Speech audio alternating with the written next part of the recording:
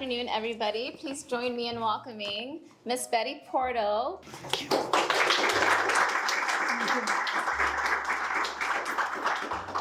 Miss Betty Porto is a Cuban-American entrepreneur and co-owner of Porto's Bakery and Cafe, one of Southern California's most iconic family-run bakeries.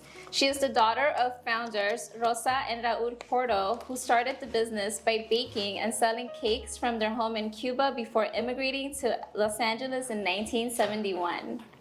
Together with her siblings, Betty helped grow Porto's from a small neighborhood bakery into a widely loved regional brand known for its Cuban pastries and strong community presence.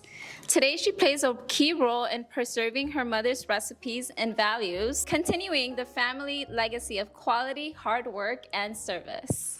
First of all, Betty, thank you for joining us here as entrepreneur students. It means a lot to us to hear from you firsthand as someone who's created and built a successful and impactful business like Porto's.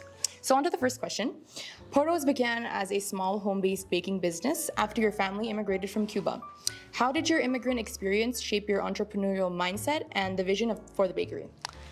You gotta keep in mind that when I came here, I was only 13 years old. So this whole idea about entrepreneurship came from my mother. And she she started making cakes at home in order for us to survive in Cuba. So when we were living under communism, we decided to come to this country. It took us 8 years to get out of there. My dad went to a labor camp away from us. So my mother slept at home with 3 children and no way of making a living because she was fired from the company that she worked with because that was taken over by the Cuban government. She was a private enterprise that came over and they said, hand over the keys. So she lost her job and she had to do something to survive, right? Because her husband was not around. He was away, my dad was away in the labor camp. So she knew how to make cakes. She used to make them for us. When we were little kids, she used to make cakes for us to baptize the dolls and stuff like that. So the neighbors started telling her, why don't you start making something for friends and family to survive, right? But the thing was, this was an illegal business because we're living in a communist country. So if my mother would have been caught in Cuba doing cakes at home, she would have been in jail for 25 years. So it wasn't something that you could take lightly. This was a legal business, number one. Number two, you couldn't go to the market and get ingredients because everything was rationed. In communism, you have a ration book that allows you to buy whatever they give you. So in order for her to make a cake, let's say one of you guys wanted a cake made, you'd have to go around finding the ingredients. You would bring her the ingredients, the butter, the eggs, you would bring her everything. And then when it came time to pay, she would get paid in kind. That means you would give her rice or beans or a chicken, whatever, because the money, you couldn't buy anything in the stores with money. So it was more of a bartering system. So when you grow up for 8 years in this kind of a society and struggling, right, under these conditions, coming to America was like a dream come true. You got the supermarket, all she had to do was go into the store, buy whatever she wanted. Everything was available, everything was at your reach. So for an immigrant that went through so much for 8 years, hiding from the government, doing things illegally and doing all this stuff, this was like, it was no brainer. We're in America, the land of the opportunity.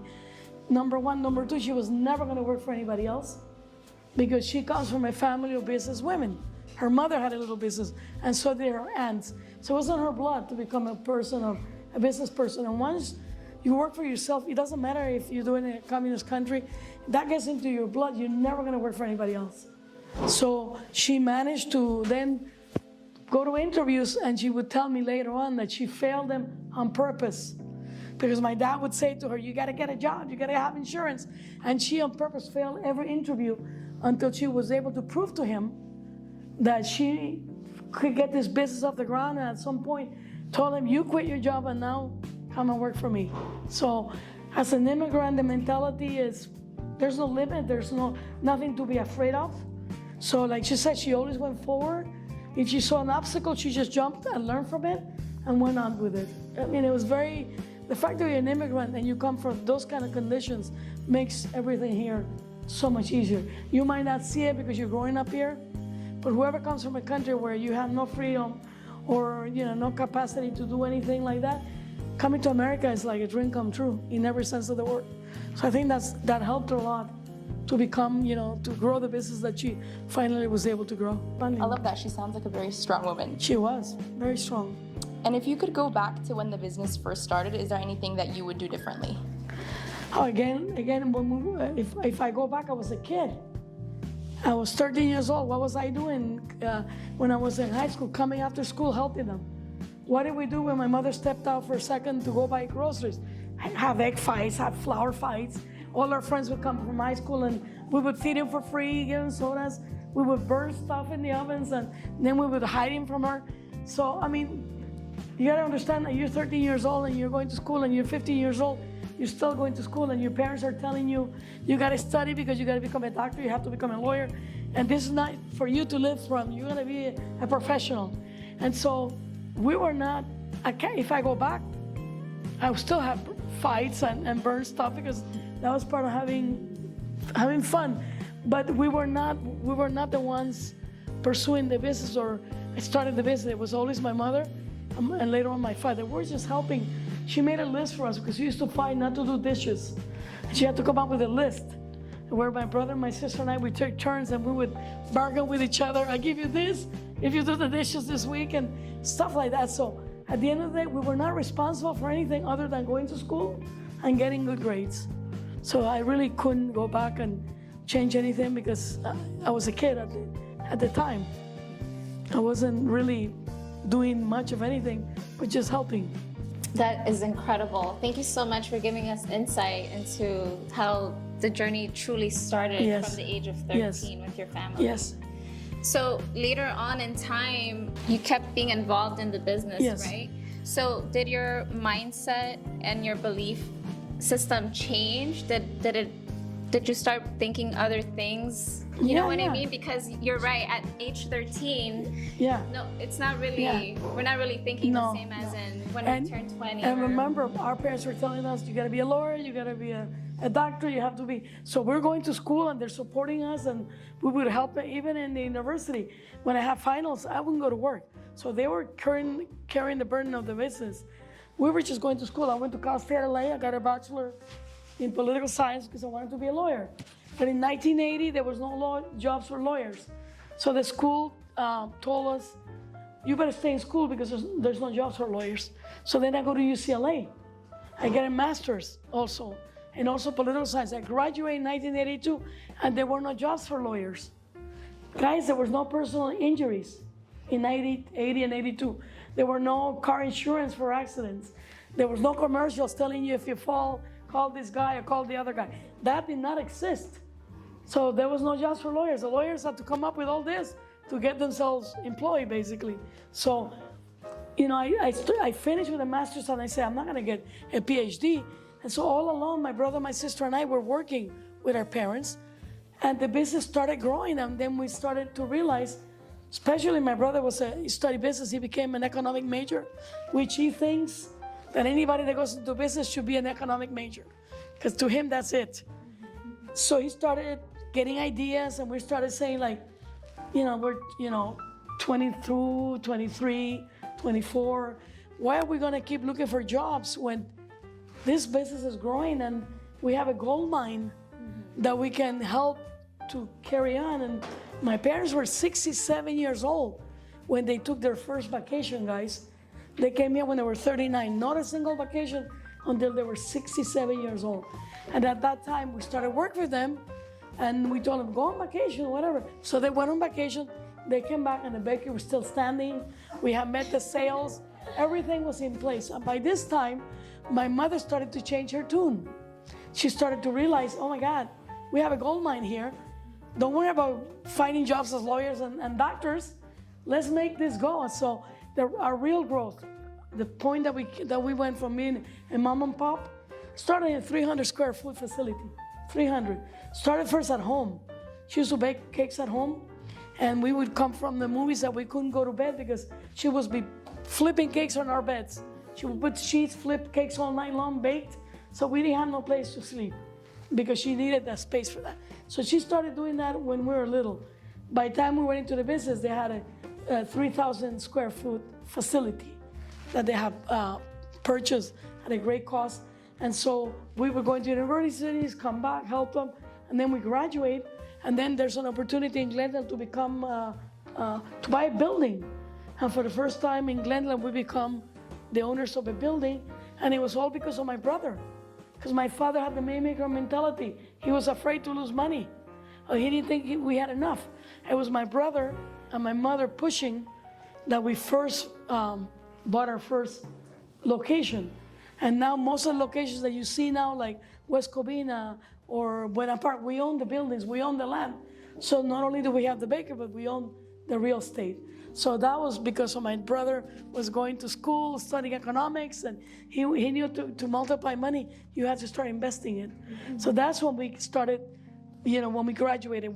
The three of us graduated, and then we started working, and we realized that this is something that we want to do.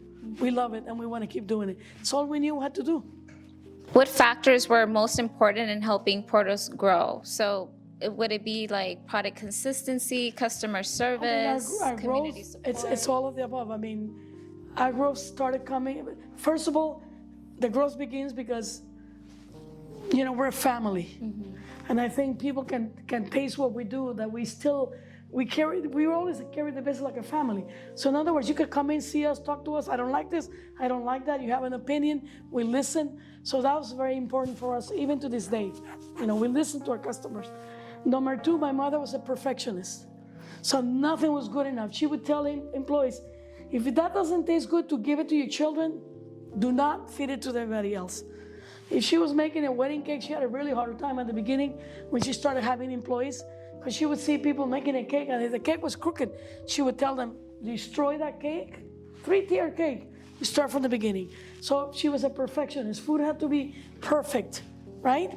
Ingredients had to be top quality, because unlike the restaurant business, you can get away with a lot of stuff in the restaurant business by adding more spices here and there. You can even salvage something that you're making. If you put too much salt in a dish, you can add potatoes, right? Suck it in and fix it. In the bakery business, your product is only as good as your ingredients. And if you make a single mistake, like too much flour, too much, you can't fix it. You have to throw it in the trash. So she was a perfectionist, so that went along with the way she did things. Everything was perfect, it was measured, she was cooking like she was cooking for the kids. And that's a tradition that we have kept, right? So for example, you have croissants at the bakery. We import the butter from France. Why do we bring it from France? Because our butter, French butter, has a higher content of fat. The more fat the butter has, the better, flakier croissant you get. I don't know if you guys are familiar with croissants. The more layers you have, that means more butter. So our chocolate comes from Belgium. We can get guava from Mexico. We make mangoes from India. We get vanilla from other countries. So we import from all over the world. And the reason we do that is because we want to use the finest ingredients from all over the world. So that's one of our keys to success is quality. And then the other thing is pricing. So because we always knew that we were serving families, we were always very conscious about their money, their pocket. We didn't want to become rich overnight. We wanted to make money by making people happy, by providing for them, and by allowing them the opportunity to come and buy. So for example, the economy, there was a bad time in the economy in the 90s, and all these restaurants were going out of business. Well, guess what? Our sales grew. Because for $20 in those days, a whole family can come and eat. So when people were doing bad, we were doing well. Because of price point. And then now, more than ever, it's also customer service. When my mother started, nobody cared. That was not a thing. There was no marketing, there was no Yelp. It was all word of mouth. One person finds you and then they tell 10 people, right? That was it. Now, marketing is essential, but it wasn't when we started. It's become essential now just because you want to keep up with everything that's going on, and you want to make sure that you listen to your customers. And so now we don't do it the same way. Now we have seasonal items. Now we have chefs. We have a whole place, a whole department that they're not even at the bakery. And these are chefs. We have French, Italian, American, Cubans. And all they do all day long is work with food, with ingredients to come up with recipes, that are seasonal. And right now there's a bunch of stuff coming. The matcha's coming back with strawberry. And by the way, matcha comes from Japan. We import matcha from Japan. So when you have a smoothie at the bakery that's made with matcha, that is Japanese matcha. That's not any Mickey Mouse powder that you can buy in the stores or whatever. So again, the finest ingredients, because we know that quality and pricing is what's going to bring people back. The hard part is keeping prices low when everything around you is going up, right? So you have to be very creative. You have to be an incredible buyer.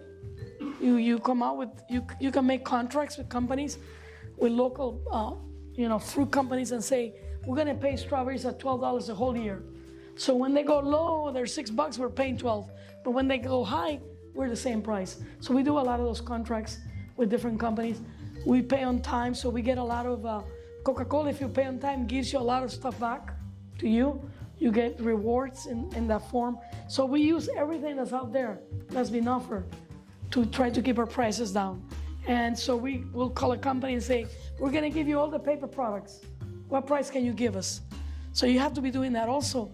When you're decorating a cake, there's many ways of decorating a cake. So what do? We try to make the decorations beautiful, elegant, but at the same time, simple to execute. Because these people have to make so many cakes per hour. Otherwise, you can't sell them for $36, $31 when Gelson's and the other place are selling it for $40 and $68. So we need to make volume. I don't know if you guys are familiar with our cheese rolls. Totally. Okay, we sell 3 million a month. Wow. 3 million a month. Wow. Okay, that's the way to keep the prices of that down. We just had a competition with the chocolate chip cookies, whatever. we came in fourth. Our cookie was $1, and everybody else that was on top of us, first place, the cookies were $5.25. So that means these people are making a few cookies, and because they're making such a small amount, they really can't buy quantities like we do. So there's all kinds of stuff that we do to keep pricing down. And going back to your mother being a perfectionist, Yes. as a fellow dessert business owner myself, I can totally relate to that. Yes. And I feel like it's that perfectionist in you that sets you apart from Of course. the competition.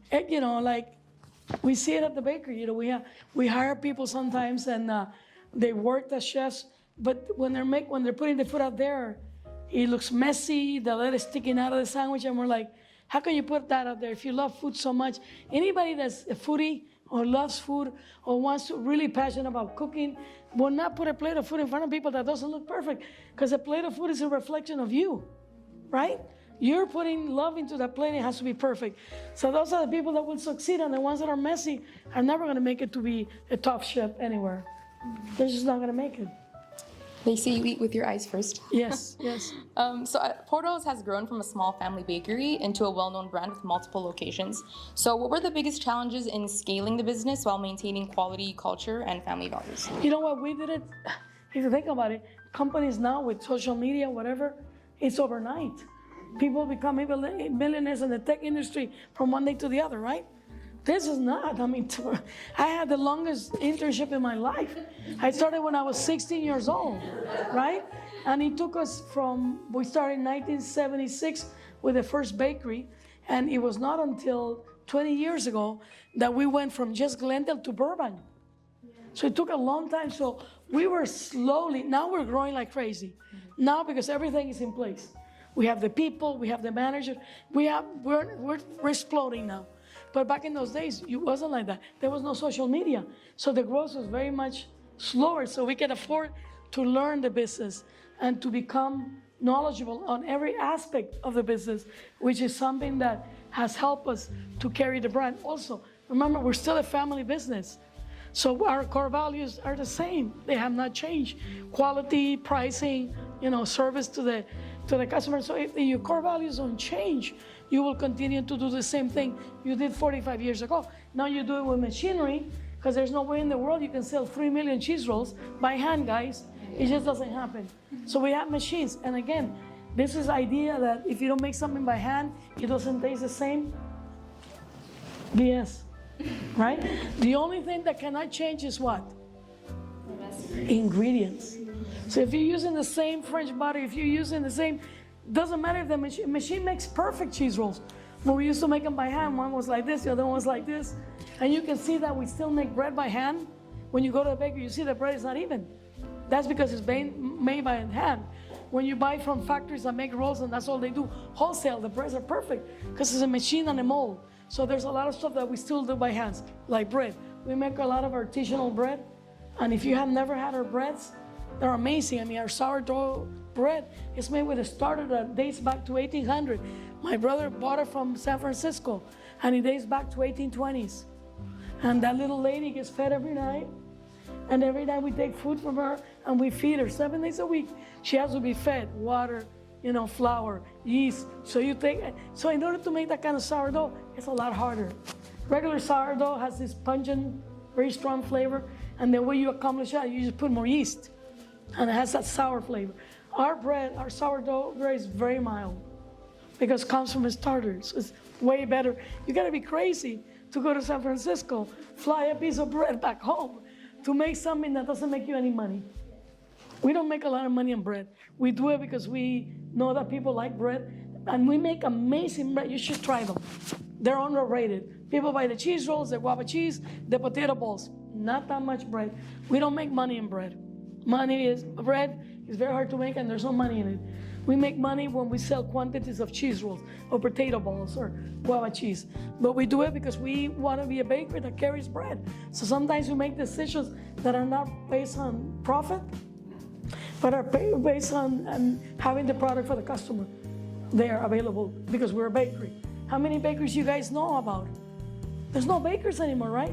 It's a dying business. It's not like in Europe, when every corner, or Japan, there's a bakery in every corner. What place do you go? I mean, Panetta's not a bakery. Starbucks is not a bakery. They don't make bread, so we do make bread. And that makes us more of a bakery than all these other brands. And going back to machines taking over making Yes. things, because there's no way you could sell that No. volume quantity. For example, the chocolate chip cookies, I'm sure those are made by machines. Yeah. Those look like homemade. I tried one for the first time a couple weeks ago, It's and I was like, a Belgian wow, chocolate. yeah. And even though it's a machine, they grow differently in the oven. So that because they're not baked in a mold. The machine makes the little bowl, then we put it in the oven, but then they can grow in different directions. But the other misunderstanding is machines will take over people's job. It's not true. We have never fired anybody because every time you get a new machine, you need people to take care of the machine. You need people to clean the machine. You need people to learn how to fix it. And so we really don't get rid of people. We keep having more people employed. So this idea that a machine will substitute people's job has not been the case for us ever, because there's a lot of people manning those machines and they get stuck, and then you have to stop it, and all kinds of stuff that you need to do with them. Right. And what inspired you guys to open up your second location after the first initial? So when we were in Glendale, my parents didn't want to do anything else. It was because the customers kept saying the lines are too long and there's no parking, which is still the same complaint we get today. The line, well, Northridge is lucky. You're next to a mall. It's never an issue with parking. That mall is dead half of the day, right? So parking is bountiful. It's the same as West Covina. West Covina is next to a mall, and the mall had a fence to fence the customers from. And guess what? They came and said, "Can you open the fence?" And we said, "We'll be more than happy." We open the fence, and now they get business from us, right? Because they go from one place to the other. But yeah, those two. But Glendale still doesn't have parking. It's called Lot 6, the busiest lot in the whole city. And so we said, okay, Burbank. Why did we go to Burbank? It's a baby step, right? It's only like 10 minutes. As owners, delegating and opening a place is the hardest thing you ever do, because you're trusting your baby. This is your baby. You grow it, you nourish it, and now you're going to give it to a stranger, and this stranger's going to run your baby. Very hard. So before we did that, we went through growing pains. We took classes, we brought in experts, and that's when we divided the bakery. And what you see now is what we did in Burbank. So the bakery's divided into areas. You know, they're saying divide to conquer. Mm-hmm. That's what we did. Front of the bakery is one area. The biggest area, front of the bakery. We have 300 employees in each store. The biggest employees are working in the front, and they can be college kids like yourselves, 17-and-a-half-year-old high schoolers, because the government doesn't allow them. Like in the old days, they were 16, not anymore. So that's the biggest department. That department has like 3 or 4 managers, okay?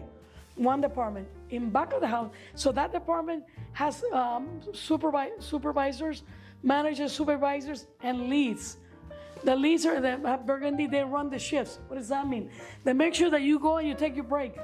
because if you don't take a break, we can get in a lot of trouble. You got to punch in your lunch, punch out your lunch, but then after 5 hours, you got to take 10-minute break. And they forget to do that. So the leads have to be looking at the list. Hey, so-and-so, go take your 10. Oh, no, but I'm a customer. Finish, get somebody else away. You got to go take your 10. So they do that all day long. They want to make sure that the showcases are full and that kind of stuff. Manager, assistant manager, supervisor, they make schedules, which are the most important thing because they're labor. And what is your biggest expense in the bakery? It's not ingredient. Now they're going higher. In the old days, the ingredients were so cheap. Your biggest cost is labor. So, when we first started, we used to have employees, 12 employees. They used to work 25 hours overtime. Piece of cake, we make the money, 25 of us, no issues. 300 employees, if you have that much overtime, it will kill you. You will run out of business. Because then you have to pay double and triple time.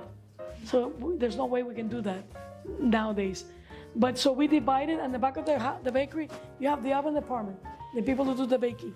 You have under that, there's the separators, the people that actually put the stuff in the sheets and they put the glaze to be baked, right? We have a pre-order department where you guys call and place your orders. In back of them, there's a whole department that packages the food. And then you have the bread department.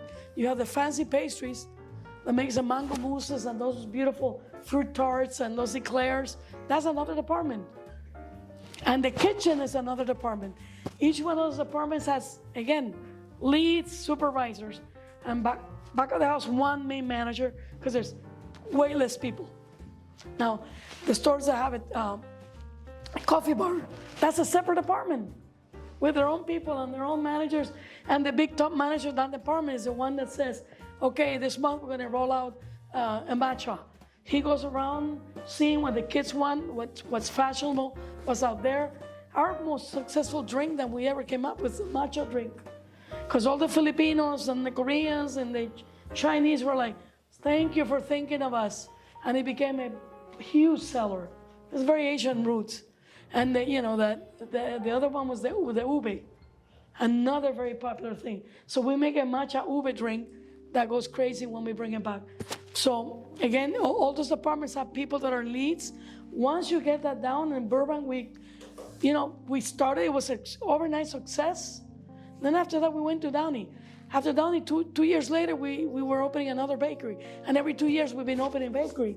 Because now it's faster. Now we know how to do it. We just repeat the same model all over again. Disney is going to be a different model. Disneyland, we're going to open in Disneyland because they invited us. You can't just say, I want to open in Disneyland. You have to have an invitation. And they invite you, and you build your own place, but you don't own it. It's not your land. It's their land. And the way it works is you work your butt off and you give them a percentage of your sales, a high percentage of your sales. So they don't lift a finger. It's like a bank or an insurance company, right? They don't lift a finger. They just take your money. And that's how Disney works. It's a lot harder because there's a lot more plans, more engineering. Because underneath the building that we're building, there's electricity, there's plumbing that goes to Disneyland. And they need access to it. Right now, we're in the process of digging, and we just discovered electricity and tubing that was not supposed to be there. And it probably has been there for 50, 60 years, and Disneyland doesn't even know what it is. So stop everything, more engineers, more architects. So it's a much harder project. The other stores, we've been able to build them in 1.5 years. And these are not cookie cutters, right? This is not McDonald's that has a whole team. They have the cookie cutters and they just duplicate them. Our bakeries, every one of them are individually designed and they're beautiful because my brother's a believer that people want to eat in a beautiful place. We're open airs, he's big on that. He wants to make the food experience something beautiful. And you don't know how much work goes into picking a table or picking a chair. But these guys go to a restaurant. He goes to a restaurant to eat and all he's doing is looking at the service, looking at the place, looking at the forks, looking at the tables, looking at the plates. He's not fun to go out to dinner with because I just eat. He's always thinking about what the next thing is to do. But yeah, you divide to conquer, and that's what we did, and now it's easy. We're being approached by the city of Ontario too, close to the airport. They have so much money that they don't know what to do with it. They just opened a junior baseball league in Ontario, and they have a lot of money. So the guy that's running that city was running Glendale, and he knew my brother, he knew Porto. He called us. So most of the time, not like this, like most of the times when we open a place like Buena Park, it was a terrible area. There were all kinds of drug houses and stuff. And the city gave it to us for the same price that they bought it, because they were losing money. And then we come in, we bring, what do we bring? Employment and taxes. Number one reason they want us, taxes and employment. And the area becomes, everything starts building around it. And we have people saying, oh my God, I want to thank you because my property value went up. And the same happened with Downey. We opened Downey, and pretty soon now we have, hamburgers and high-end. It wasn't like that when we first opened. We started the whole process of putting Downey on the map. And hey, Downey has people that are generous and are willing to buy. So, it's cool to be playing that kind of a role where people think of you as somebody who can, come to an area and get it going. It's amazing. Thank you. So Porto's coming to downtown Disney soon. They invited us. It's going to be a full restaurant too. Not just full restaurant. And of course, these are ones that license, liquor license. Oh, Because wow. that's where they make their most money, right? Right. And so they want us to sell alcohol. Yeah, so we'll have to come up with some incredible mixed drinks or something that's very Cuban. I remember one time I had a mojito, and they did it with the sugar cane juice. And that was so good. That sounds Using real sugar cane to make a mojito. That was unique at the time. Not anymore, but this is 20 years ago. So We heard about it first. yeah. Yeah, pretty much. You heard it here first. Yeah, we're gonna have you heard it at drinks. CSUN first. So that leads me to the next question. Yes. How do you decide when to introduce new menu items or expand the menu? Okay, so in the old days, again, it was all in my mother's recipes, right? Tamales, chicken pies, meat pies, potato balls, croquettes, guava cheese, cheese rolls. Those are the staples, right? And believe it or not, after 55 years, what do you think people come into the bakery to buy? Her products. But we want to keep your generation engaged, right? So we do quarterly. Every quarter, and it depends on the season and the fruit. Whatever's seasonal, like that drink that I was telling you, once it's not in season, we don't do it anymore. So it's seasonal. Mashed potato, of course, is all seasonal year round. But drinks like the matcha ube seasonal. So those things that we make with the Japanese lemon too, that's seasonal.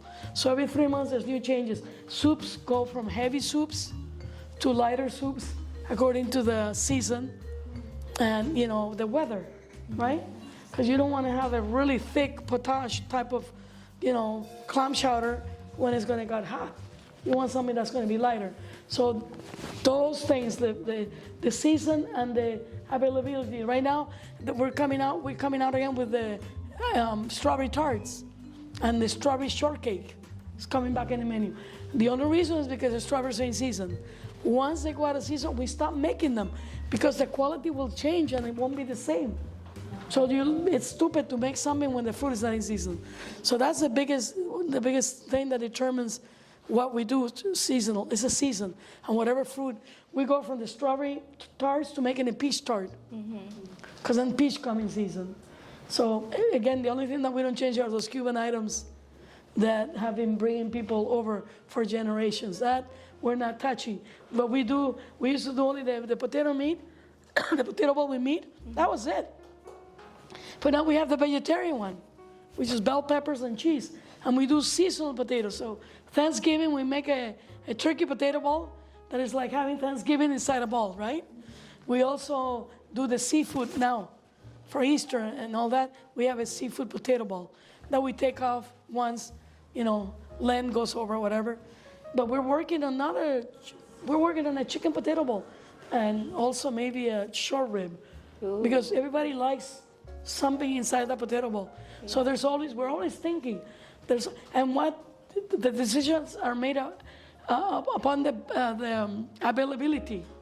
So like with COVID came, we took away the steak sandwich. People say, oh, why'd you take it? It was such a good sandwich. Because we couldn't get the meat. So if you cannot source the meat on a regular basis, we have to take it out. We were just drinking a bubble drink, Topo Chico, that's made by Coca-Cola. They've done such a great job with marketing that you can't find it anywhere. We were carrying Topo Chico. All of a sudden, we can't get it. You go to Costco, you can't buy it either. So we had to switch because we cannot carry a product that we cannot source. Or the same, we're bringing back the rellenitos. That's Central American, is sweet mashed plantains. They're stuffed with black beans. Sometimes those beans come from Guatemala. They're the best. It's a puree. At one point, we couldn't get it, so we had to stop it. Then we couldn't get good plantains, so we had to stop it. So whenever you see something disappear, that is like a core thing, is because there's shortages in the market. And if we can't get a good piece of meat, we can also, like pastrami. The reason we don't carry pastrami, because we'd have to sell it for $15 to $18. And our sandwich price point are 7 something, 8 something. So you can't have an item that sells for $18 and everything else at 7 or 8. So that's another reason when you see things that we used to make a great pastrami, get it from a local businesses, we can't afford to charge it anymore. We have to sell things that are within that budget. How do you manage the risks involved in introducing new recipes or products that may not become popular? You know, we don't ever come out with something that is not popular because there's so much that goes into that. Is what I'm telling you. This whole team of people, they're not just coming up with a product. They're looking at availability. They're looking at how easy are they to execute. Do we have a new sandwich? Do we have all the ingredients in the kitchen? We're not going to come up with a sandwich that needs 7 ingredients that are not in the kitchen, because then we can't afford to charge them. Like the tuna melt. We came up with the tuna melt. Yeah, most of the ingredients, the lettuce and all that, are already there. So we can price it accordingly. But if they're not, ingredients are not there, you can't sell it. So that determines a lot of stuff. But the research that goes into this, they spend months and months not only sourcing ingredients, but tasting the ingredients. So a lot goes, and how easy are they to execute? Is the kitchen going to have a hard time executing them? All that's done ahead of time. So by the time we get them, they've been working on it for a year. And they've done everything they need to do with it. So it always sells. It's always a great seller. So would you say there was ever a product or idea that didn't work out as expected? And Yeah, this is funny. One time, in the old days, when we were just starting out, we made chocolate. In those times, chocolate eclairs were the most popular item. That and donuts, right? They were chocolate eclairs, custard, but you know what they have on top? It was a chocolate glaze, right? Very cheap to make. It's a glaze, like donuts. That's not real chocolate. It's made with a little bit of cocoa powder or whatever. So my brother says, oh, we're gonna improve this, we're gonna get real chocolate. And we came out with an eclair dipped in 100% real chocolate. And the people didn't like it because their taste buds were not educated enough to understand the difference. But that was back in the 80s. You guys' palates are completely different. You guys have very educated palate. You can taste something good from something not so good. And so now everything is changed. But that was the only time. And it was so funny because we were giving them excellent chocolate. Oh, we want the glaze. You know? And we used to make donuts in the 80s. We stopped making donuts and we said, we're gonna make something better. We're gonna come out with croissants and things that are coming from Europe. And you guys don't understand this, but the first time I had a croissant in my life, I was 19 years old. Had a chocolate croissant in Italy. And you know how long that chocolate croissant took to make it to America? 5 to 6 years. Same with muffins and scones, British. It took forever. You don't remember this because you're young. But in the 80s, there was no croissants, there was no scones, there was no muffins in America. It was donuts, all kinds of donuts and eclairs. Now, things get here overnight. We need a part, it goes here within 24 hours. And we can source things from all over the world. It's amazing. It's at your fingertips. So that makes it a lot easier for us to source ingredients. And if you pay on time and you're good, you have, if they have to choose about, hey, we have a shortage of chocolate, who we're going to serve? They're going to serve Portals because they know we're going to pay them on time. So you have a reputation of being people that are responsible and pay on time. You'll have ingredients when somebody else will not get them. So. And when running a business, what should come first, customers or employees, and how do you balance both? Oh my goodness. Nowadays, in the old days, we didn't have to worry about the customer and the employees, really. The employees came to work because they needed a job. They were older people, and those older people that were working 25 hours a day never got sick a day in their life. Never. This is the 70s and the 80s, but guess what? They retired from the bakery and they all have homes. Guess what? In Glendale. they were able to buy homes because we didn't have inflation and because they worked 25 hours overtime. Those were the only employees, right? They were happy. The only thing they needed from you was for you to pay them on time, to guarantee a job, and to give them tons of extra time, overtime. Now it's different. Younger people have other expectations. So they want to work, but they have quality work. And they want a quality of life. So they don't want to do overtime. And they're not very effective if you're working more than 8 hours. So there's no overtime in the food business hardly. Because of that, they have studies that prove that people are becoming less efficient as time goes on. We also, in the old days, nobody had any input into what we did. Now we actually have the employees too, have inputs into some of the items that we do. We have to get them on board, right? We do a lot of fundraising. That's what I do. We do fundraising with Children's Hospital.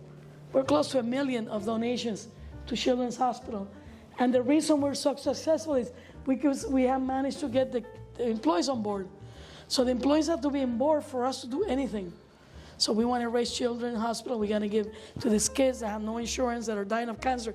We need to get the employees on board. Mm-hmm. So we do all kinds of stuff. The people from Children come, they bring them T-shirts, they bring them all kinds of signs. We get them excited about it, right? The same with the stuff with the accidents. Accidents and insurance eat you up alive. So we have programs with employees. Like right now, we made it to a year accident-free in Glendale. We bring a truck, in and out truck. We have a huge party. Presents, money, music, DJs, ice cream. Because the money that we would invest on that stupid insurance company, we then can give it to the employees. Mm-hmm. So it's a win-win, right? So now there's all kinds of stuff that you need to do to retain employment. And I'm very proud to say most people have insurance because of Obama's, the insurance plan. We didn't wait for Obama to tell us what to do. Mm-hmm. We did it before Obama. 2 years before Obama made it mandatory, Porto's Bakery had insurance for employees. Why? Because if you don't stay ahead of the game, you fall behind. Mm-hmm. Don't ever wait for the government to do anything for you or to make life easy for you. It's never going to happen. Mm-hmm. So if you're waiting for the government to help you because the minimum wage is going up and you think they're going to help you anyways, you're going to be running out of business.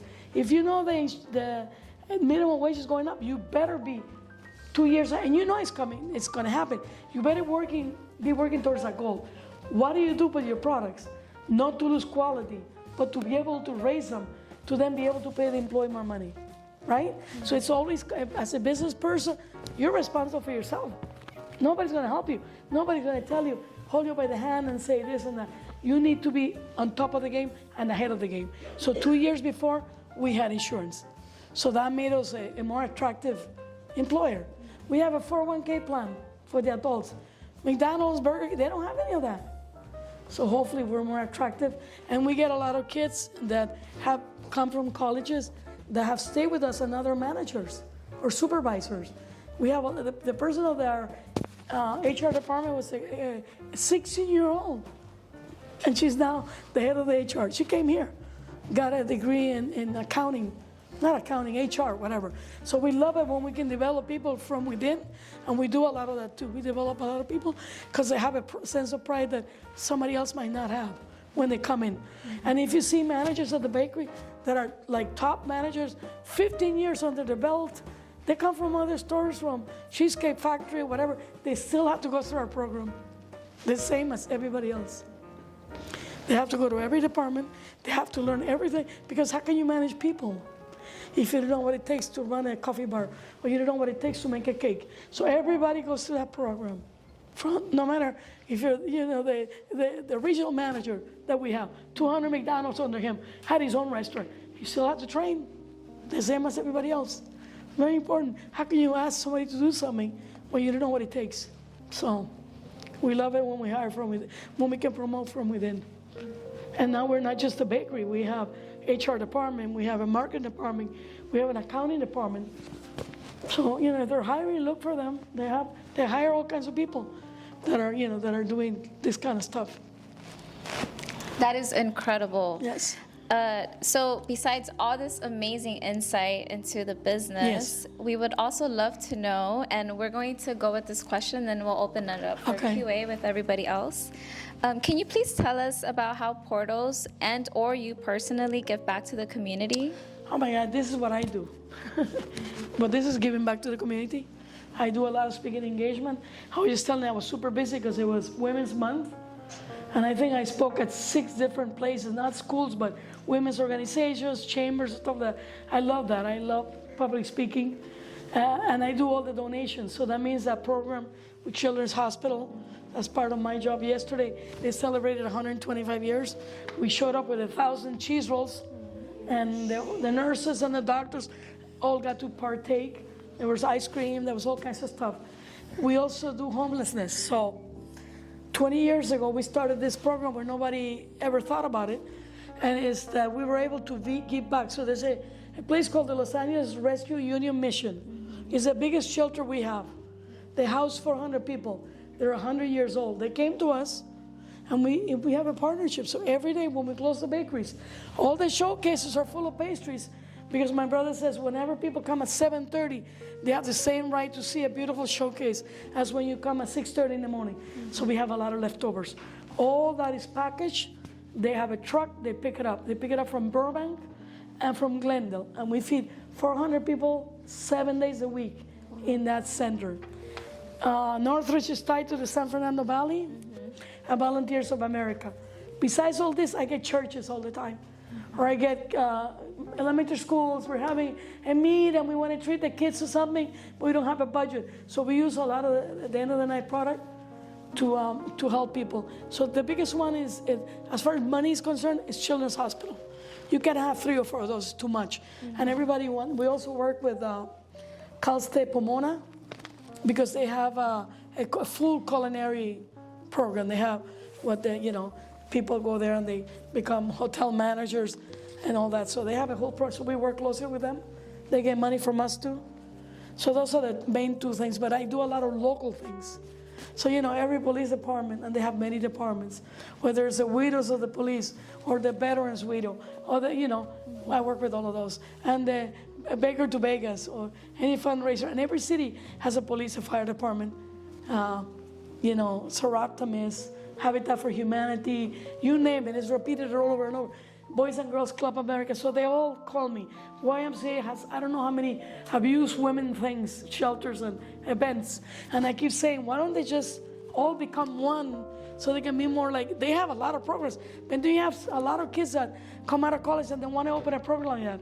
It's very hard for them to survive because you need government funding, but you also need help from small business. Sometimes it's overwhelming. How many people are going to do women when you have somebody as big as the YMCA that can do more for them women? The Union Mission has a beautiful facility. And so women that come into the center that are pregnant are not staying with the general population. They have a beautiful area inside a park. And it's women that get pregnant go there. And they're taken care of. They come from violence, from this. And so all that is available. But a lot of people don't even know that it's there. And so they go to smaller ones. They're big. You should see the facilities where these women are kept when they're having their children away from their violence or whatever. And then they get trained so they can go back to the workforce and support their family. This is amazing. And a lot of people don't even know. They think they only have this shelter. They have this other thing that I went to. And I was like, they have quinceañera for the girls, parties. They do all kinds of stuff for these kids. So it's a lot of help. I don't think there's any country that's more generous than this country. Too many nonprofits.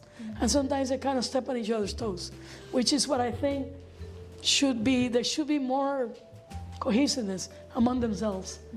Instead of everybody pulling from the same place and going in a million ways, and then that'll really make a difference.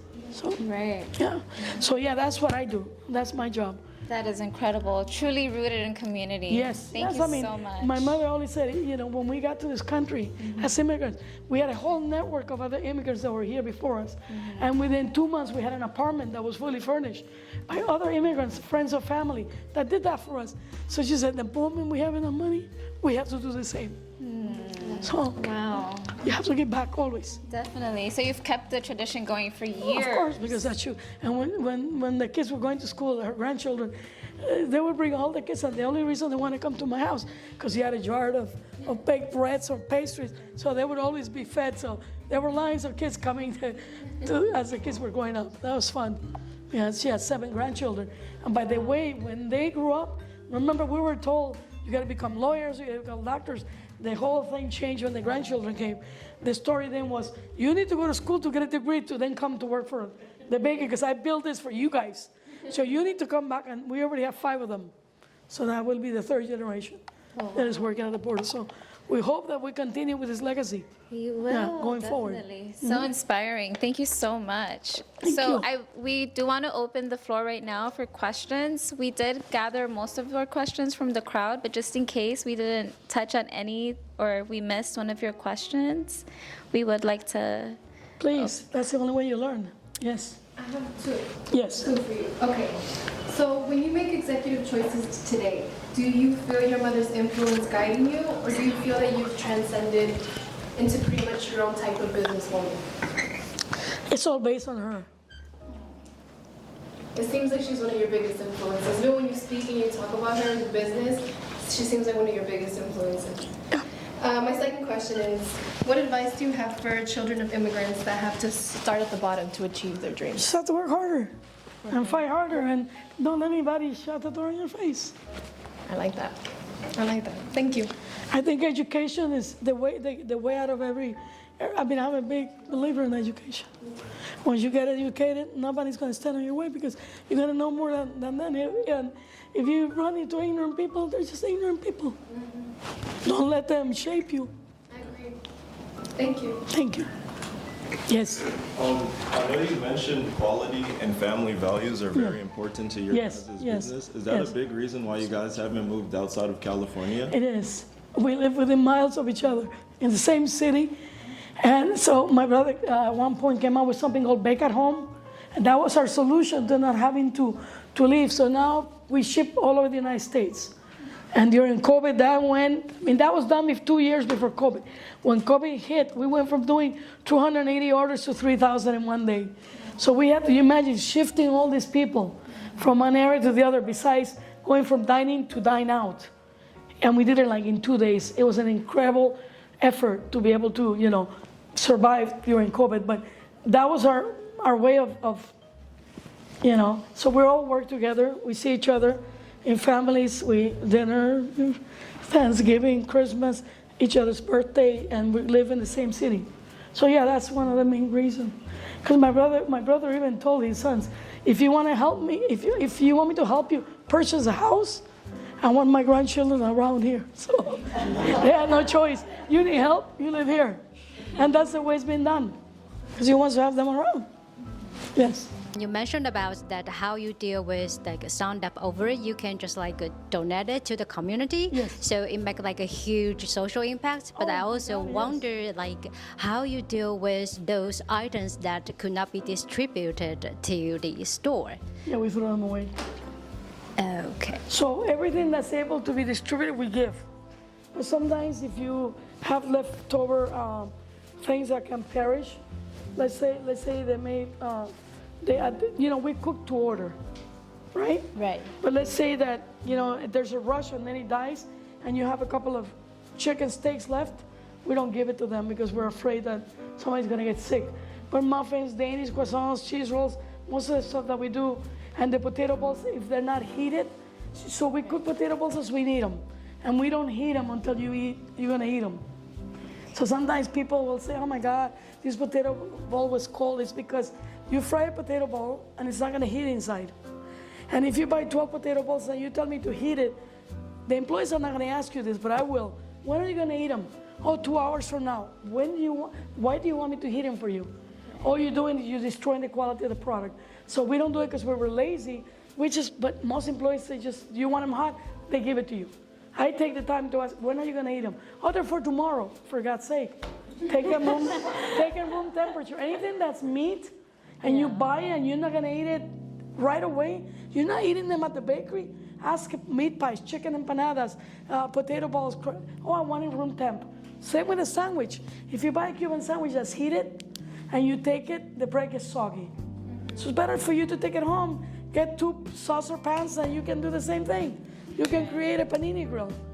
But don't destroy the quality by just being lazy. I'll eat them tomorrow. What would you want to heat them? So a lot of the stuff that we don't So those potato balls that we're frying, if they're not heated, we send it to them too. They can take it. But once you heat them, we don't give it to them anymore. But we're so good about what we do. We have programmers, we have statistic people from universities that they're the ones that tell us how to bake today. So tonight they'll get a report, the baker will get a report based on statistics. And they tell us how many potatoes to fry every 15 minutes, how many meat pies to bake every 15 minutes. So they give us reports all day long.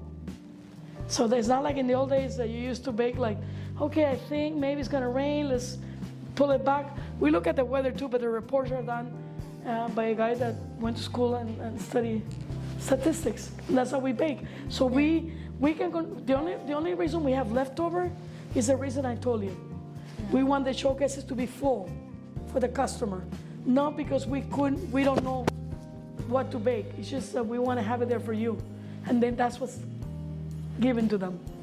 Totally understand. And because I came from Taiwan, it's like an Asia country, so I can feel like the matcha is really different, like compared to like other shop, because other shop didn't use the Japanese matcha, so you can taste it. It's hard to get too.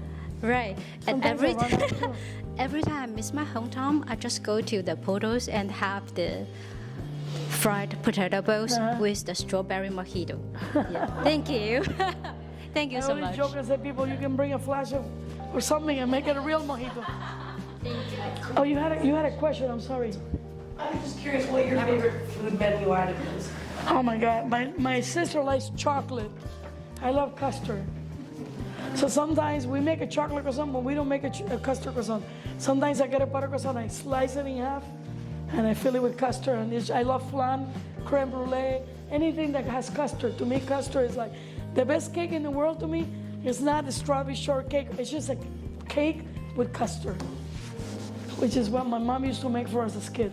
A Cuban cake is a sponge cake soaked with equal parts simple syrup, water, sugar, spiked with rum or brandy, soaked into the cake with custard.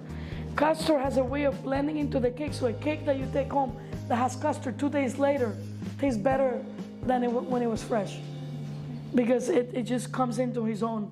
Some pastries are not like that, but cakes can take humidity in the refrigerator and they get even more moist. So yeah, custard hands down. Any other questions? Yes. Yeah, first off, I wanted to thank you for coming out here today and all you give back to the community. You touched on this a little bit, but a lot of people say, I'm going to go to grad school, become a dentist, lawyer, doctor, and then once I graduate on the side, I'll build something. What would you say to those people? Well, I don't know, in that area, but I can tell you about the bakery business. I think it's silly for somebody who's going to school to have a little bit of money save up and decide tomorrow they're going to open a restaurant or a bakery. 90% of the businesses that open, they go under 6 months, they're out of business. Because you need to have like 2 years worth of rent saved on the food industry. And so when we started, this is the way you got to do it. Let's say like they're doing it from home. You start baking stuff or making juices from home. You don't have an overhead, you don't have labor, you don't have to pay overtime, you don't have to do anything. You start from home. When she gets too big for the home, then she rents a test kitchen. And then, she has a chance to then join the chamber, join this, join that, take food for free so people can taste it. And you can build your clientele, and now you have an advantage, which is called social media, which we didn't have. But you need to really learn. So I tell people, a lot of people, my brother says, let somebody else pay for your education. So let's say you want to become a baker, go to work at Portos, learn the ropes, and then open your own place, which is what happens. A lot of people that work with us later on open smaller places, but they learn from us. So we're teaching you the ropes. You can be a dentist. First of all, if you graduate from a dentist school, you don't have a clientele. I know this for a fact. You got to work in an office for somebody else that has 10 dentists under you. You need to build a clientele before you can say, I'm going to branch out and open my own place. That doesn't happen overnight. First of all, you don't have the experience or the speed to be able to do 3 people at the same time, and you're the only guy. So everything takes practice and it takes time. But the education that you have is what you get it's the first thing you need is the education. And you know, we have bakers at the bakery that are professional bakers that went to school. We also have the ones that never went to school, and they just learned because they were under an amazing chef, and they don't know the chemicals reaction of food or here or there. They don't, but they know how to make a beautiful pastry by just watching and doing it. They just don't know. When you come in with something, you need to know the chemical reactions and, you know, scientific things that happen with food when you're building it. Right. Thank you so much. You're welcome. Anybody else? We have time for one more question. So He's a brave one. 2 questions. Good for you. I know you mentioned that when you guys first started, you didn't have the advantage of social media. Did you guys find creative ways to like promote your guys' bakery? In those days, in the old days, oh my God, you know, I call it the you know, we're like ostriches. We had our head buried in the ground. When you're starting a business, there's no holidays, there's day off, there's no vacation, there's nothing. None of that existed in 1976. It was word of mouth. You went to this place, you loved it, and you told 10 of your friends. Social media didn't become a thing until later on in the 90s, right? But now we use it. And we have made really silly videos, foodies, that we won a competition. And we were trending for 2 days, and 3 million people watched it. And it was a free thing. It was a competition between 3 bakers about the cakes, and we won with the tres leches. That was like 15 years ago, and I still have, because the age group was 15 to 30 something, I still have 6-year-old girls coming in, a lot of Asians, asking for tres leches because they saw that video. So now social media is key to anybody's business. Look what I told you about Topo Chico. They did such an incredible marketing. Now they're suffering because of their own. They did it so fast that Coca-Cola, being such a huge company, hasn't been able to keep up with the Topo Chico. So we stopped carrying it because we couldn't get it all the time. We went into another brand. But I mean, that's an issue right there. They miscalculated. You know, Coca-Cola, they shouldn't have made those mistakes, right? Yeah. But they did. And everybody wants Topo Chico now. So. Thank you. Betty, I want to say thank you for coming. Thank you. Thank you.